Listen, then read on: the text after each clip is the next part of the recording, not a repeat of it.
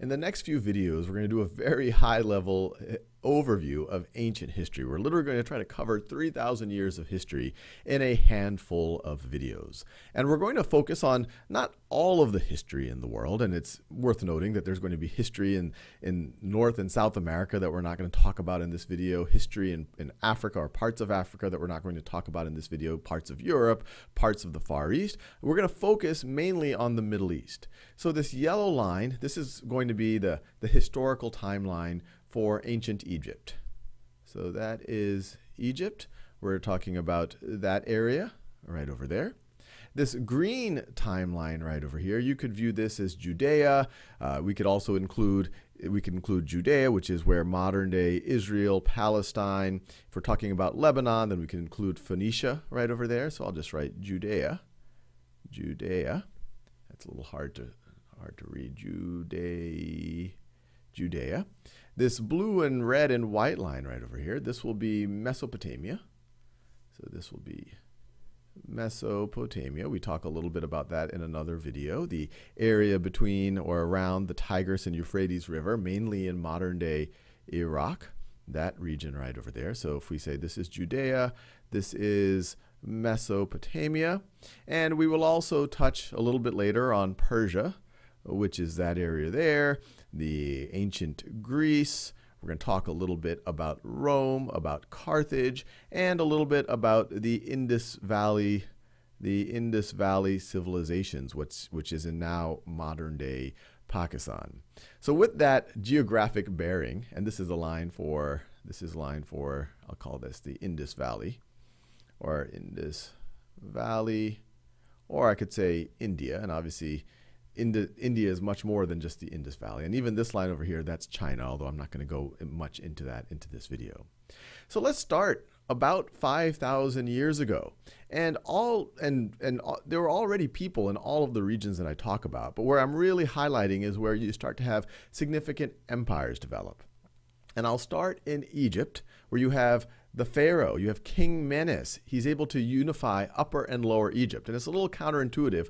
Upper Egypt is actually south of Lower Egypt, and that's because the Nile River forms further south, and then it flows northward. And so he's able to unify Upper and Lower Egypt, upper's off the map here, into the Egyptian civilization that we often associate with ancient Egypt. And it is a very, very, very long-lived civilization. And this is right at around the same time. You have folks living in Mesopotamia. You have the Akkadians.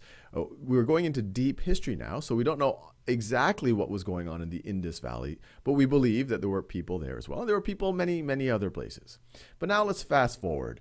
We're going to go about 500 years, and we associate ancient Egypt with the pyramids. And relatively speaking, the pyramids were built fairly early in the history of ancient Egypt. They were built about 2500 BCE, or so we're talking about 4,600 years ago was the time that, especially the most famous, the Great Pyramid of Giza was built. But now let's fast forward even more. And in this narrative that I'm going to talk about in this video, I'm going to introduce some characters from the Old Testament.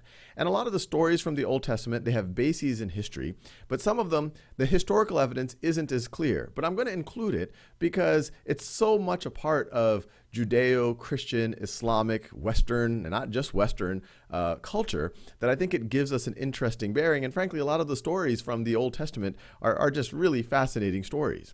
So now let's fast forward to 1700 BCE. And even though that seems like a very, very long time ago, and it was, it's nice to get our bearings. Because in 1700 BCE, and we're going to talk about Hammurabi, who ruled over Babylon, the Babylonian Empire.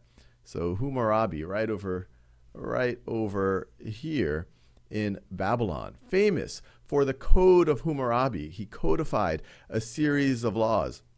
We believe Abraham grew up at around the same time in Ur. And Abraham, we believe that he was coincident or maybe came a little bit after Hammurabi, because a lot of the Old Testament seems to at least be inspired by some of what we see in Hammurabi's code. And it's worth noting that even though this seems like a long time ago, we're around 1700 BCE, the time of Hammurabi, and it turns a little white here because this is where the Babylonians become one of the dominant empires in Mesopotamia. Even though it seems like a long time ago, it's worth noting that in the time of Hammurabi and at the time of Abraham, the pyramids were already close to 700-800 years old. So they already would have viewed the pyramids as a very, very old thing. But if we go with roughly the year 1700 for about the time of Abraham, he goes to what becomes Judea, and his tribe becomes established there.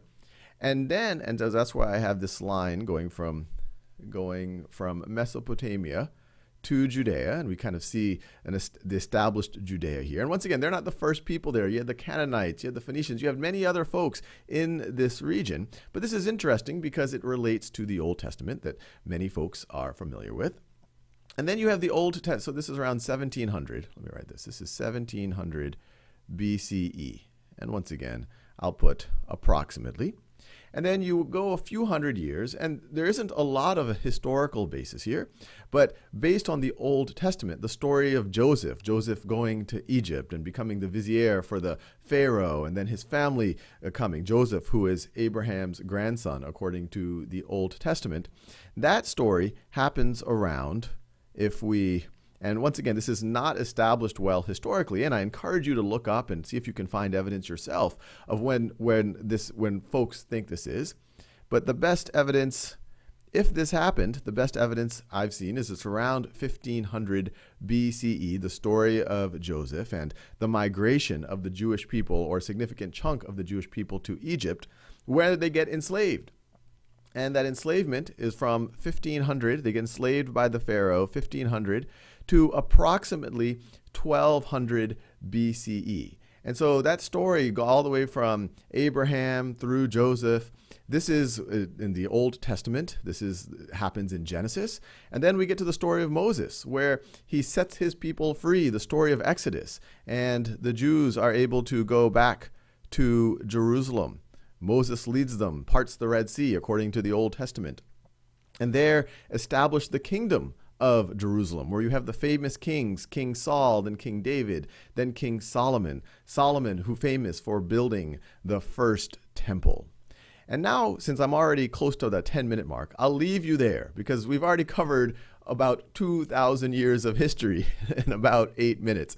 In the next video, we're going to go from about 1000 BCE to the Roman Empire and the birth of Jesus.